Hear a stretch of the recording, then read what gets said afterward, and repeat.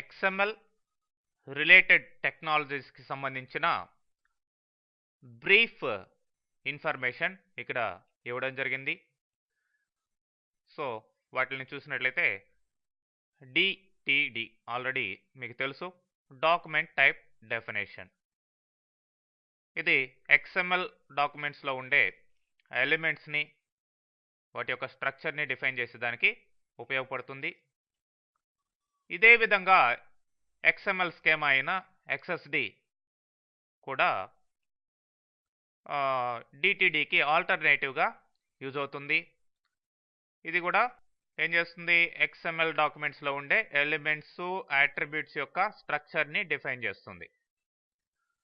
Next XHTML, దీన్నే extensible hyper text markup లాంగ్వేజ్గా చెప్పుకోవచ్చు.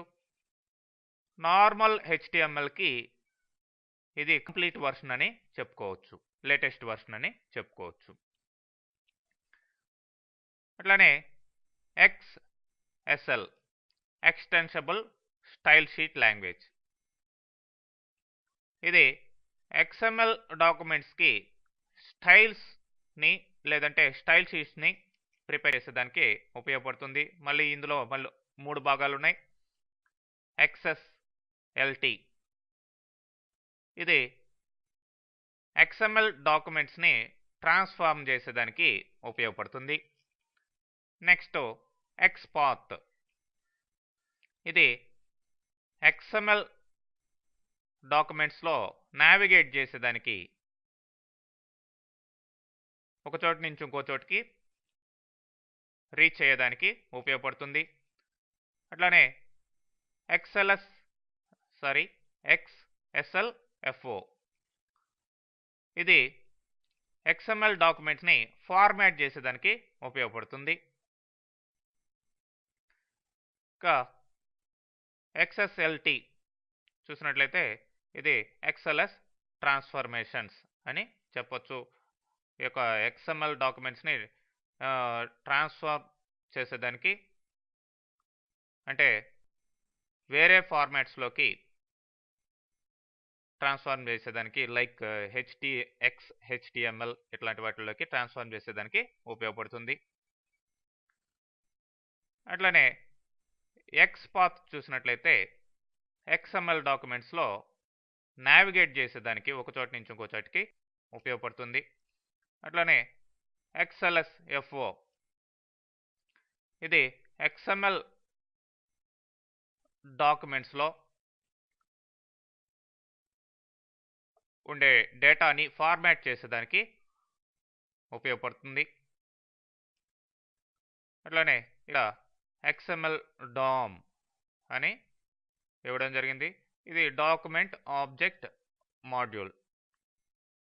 ఇది XML డాక్యుమెంట్స్లో ఉండే డేటాని యాక్సెస్ చేసి, అంటే రిట్రైవ్ చేసుకునేదానికి ప్లస్ దాన్ని మ్యానిపులేట్ చేసేదానికి ఉపయోగపడుతుంది.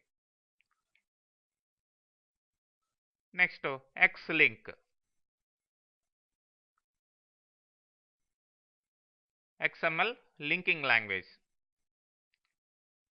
XML డాక్యుమెంట్స్లో హైపర్ లింక్స్ని క్రియేట్ చేసేదానికి ఉపయోగపడుతుంది. మరి నెక్స్ట్ X పాయింటర్ చూసినట్లయితే హైపర్ లింక్స్కి ఇంకా మోర్ స్పెసిఫిక్ పార్ట్స్ని క్రియేట్ చేసేదానికి ఒక XML పాయింటర్ ఉపయోగపడుతుంది అనమాట. అంటే XLinkకి ఇది సపోర్టింగ్గా ఉంటుంది XML డాక్యుమెంట్స్లో. Next XForms,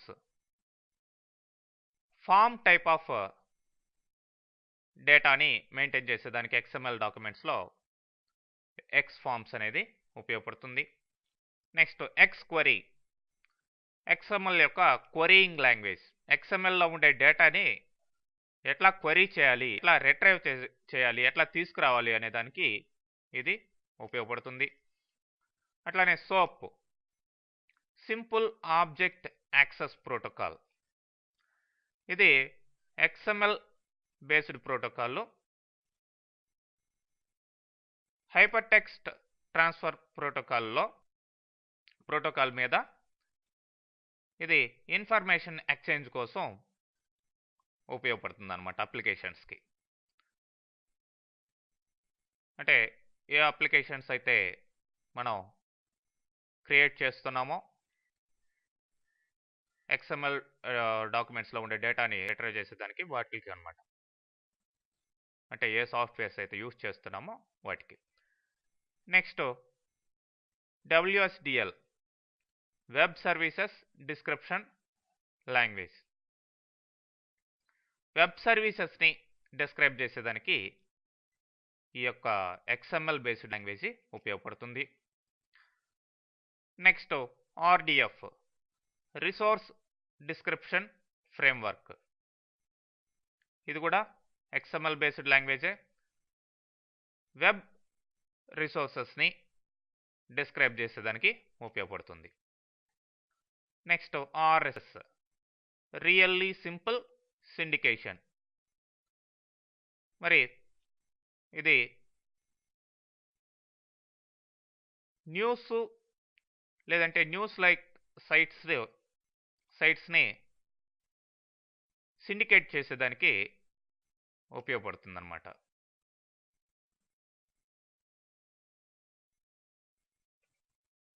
next WAP wireless application protocol. మరి ఇంటర్నెట్లో ఉండే కాంటెంట్స్ని వైర్లెస్ క్లయింట్స్ అంటే వైర్లెస్ క్లయింట్స్ అంటే లైక్ మొబైల్స్ వీటికి షో చేసేదానికి ఉపయోగపడుతుంది. Next SMIL synchronized multimedia integration language. Audio visual presentations అంటే audio video presentations just multimedia presentations describe చేసేదానికి ఉపయోగపడుతుంది అన్నమాట. Next SVG scalable vector graphics. XML ఫార్మాట్లో గ్రాఫిక్స్ని డిఫైన్ చేసేదానికి ఉపయోగపడుతుందండి. ఇవన్నీ కూడా రకరకాల XML రిలేటెడ్ టెక్నాలజీస్.